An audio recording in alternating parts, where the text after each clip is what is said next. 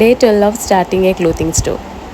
പർച്ചേസിൻ്റെ second day ആണ് ഇന്ന്. രാവിലെ തന്നെ ഞങ്ങൾ ഇറങ്ങി ഷോപ്പ് നോക്കാൻ വേണ്ടി തുടങ്ങി.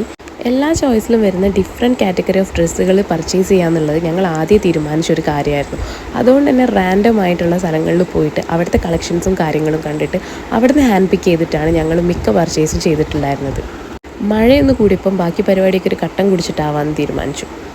ചായൻ്റെ എനർജിയിൽ നടന്നുകൊണ്ടിരിക്കുമ്പോഴാണ് ഈ ഒരു ഷോപ്പിൻ്റെ ഡിസ്പ്ലേക്ക് വെച്ചിട്ടുള്ള ബോട്ടംസ് കാണുന്നത്.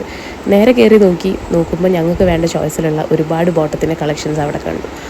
കറക്റ്റ് സമയത്ത് കറക്റ്റ് സ്ഥലത്ത് ചെന്ന് വിട്ട പോലെയാണ് ഇവിടുത്തെ ഓരോരോ കളക്ഷൻസ് കാണുമ്പോഴും എനിക്ക് തോന്നിയിട്ടുണ്ടായിരുന്നത്.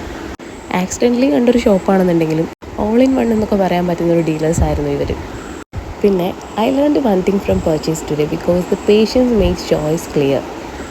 Also never rush yourself, the right place the right choice always finds. പിന്നെ ആസ് യൂഷ്വൽ പ്രോഗ്രാംസ് തന്നെ ബില്ലിങ്, കൗണ്ടിങ്, സെറ്റിൽമെൻറ്റ്, പാക്കിങ്, ഇതാണ് ഈ ഒരു പർച്ചേസിലെ ഏറ്റവും സ്ട്രെസ്ഡ് ആയിട്ടുള്ള ഒരു സൈഡ് എന്നാണ് എനിക്ക് എപ്പോഴും ഫീൽ ചെയ്തിട്ടുള്ളത്. അങ്ങനെ ഇന്നത്തെ പർച്ചേസിങ് പരിപാടിക്കൊക്കെ ഫുൾ സ്റ്റോപ്പ് ഇട്ട് ഞങ്ങളുടെ പാർട്സലും എടുത്ത് നേരെ പോയിട്ടുണ്ടായിരുന്നത് ഇത് നാട്ടിലേക്ക് കൊറിയർ അയക്കാൻ വേണ്ടിയിട്ടുള്ള പരിപാടിക്കാണ്.